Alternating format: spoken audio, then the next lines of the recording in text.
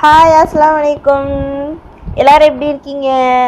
இன்றைக்கி வந்து ஒரு டெசர்ட் ரெசிபி தான் பார்க்க போகிறோம். ஸ்வீட் பூரி, அதாவது அல்வா பூரின்னு சொல்லுவாங்கள்ல, அதுதான். அது எப்படி செய்கிறதுன்னு பார்க்கலாம் வாங்க. வந்து கடலைப்பருப்பு எடுத்திருக்கேன். அதை வந்து 2 ஹவர் வந்து இந்த தண்ணியில் நல்லா ஊற வச்சுட்டேன். இப்போ இதை வந்து நம்ம விசில் வச்சு எடுக்க போகிறோம். இது கூட பட்டை, கிராம்பு, ஏலக்காய் சேர்த்துக்கோங்க. ஒரு சிட்டிகை உப்பு சேர்த்துக்கோங்க. நான் வந்து இந்த பருப்பு முங்குற அளவுக்கு வந்து நான் தண்ணி சேர்த்துருக்கேன். இதை வந்து 4 விசில் வச்சு நம்ம எடுத்துக்கலாம். அடுத்தது பாதாம் பருப்பு நான் ஊற வச்சு தோல் நீக்கி வச்சுருக்கேன். அதையும் வந்து இன்னொரு குக்கரில் வந்து 3 விசில் வச்சு நான் அதை எடுத்துக்கிறேன்.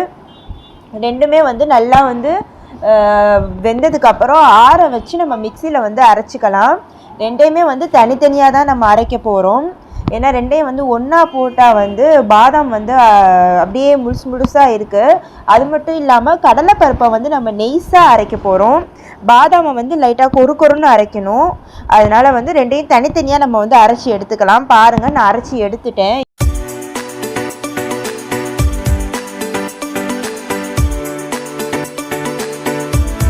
இப்போ இதை நம்ம ஒன்றா வந்து மிக்ஸ் பண்ணி கடலைப்பருப்போட பாதாமையும் ஒன்றா போட்டு நம்ம இப்போ அடுப்பில் வச்சு நல்லா காய்ச்ச போகிறோம். இதை வந்து காய்ச்சதுக்கு எப்படியும் மினிமம் 45 to 1 ஹவராவது கண்டிப்பாக ஆகும். ஸோ இதை நீங்கள் வந்து கிண்டிகிட்டே இருக்கணும், அடி பிடிச்சிரும். அதனால் நல்லா நீங்கள் வந்து கிண்டிகிட்டே மிக்ஸ் பண்ணி விட்டுட்டே இருங்க.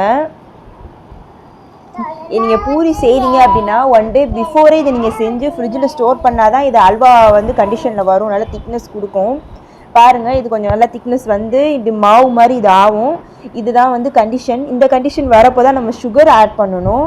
இப்போ நம்ம சுகர் ஆட் பண்ணோம் அப்படின்னா இன்னும் வந்து டீல் ஆகும். சுகர் ஆட் பண்ணதுக்கப்புறம் நம்ம நல்லா வந்து மிக்ஸ் பண்ணி விடுங்க. சுகர் ஆட் பண்ணிவிட்டு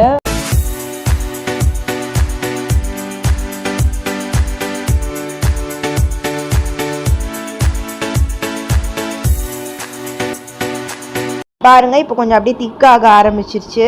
இந்த டைமில் வந்து பபுள்ஸ் வர ஆரம்பிக்கும். அந்த பபுள்ஸ் வரப்போ நீங்கள் லென்த்தான கரண்டி வச்சு நீங்கள் வந்து கிண்டி விடுறது வந்து உங்களுக்கு கொஞ்சம் நல்லாயிருக்கும்.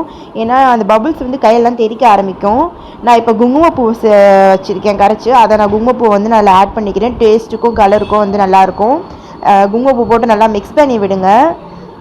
நான் வந்து நெய் எடுத்திருக்கேன். 2.5 கரண்டி நெய் 2.5 கப் நெய் எடுத்திருக்கேன். நீங்கள் பாருங்கள், நான் அதையும் நான் இதில் ஆட் பண்ணுறேன். அதையும் போட்டு நல்லா மிக்ஸ் பண்ணி விடுங்க.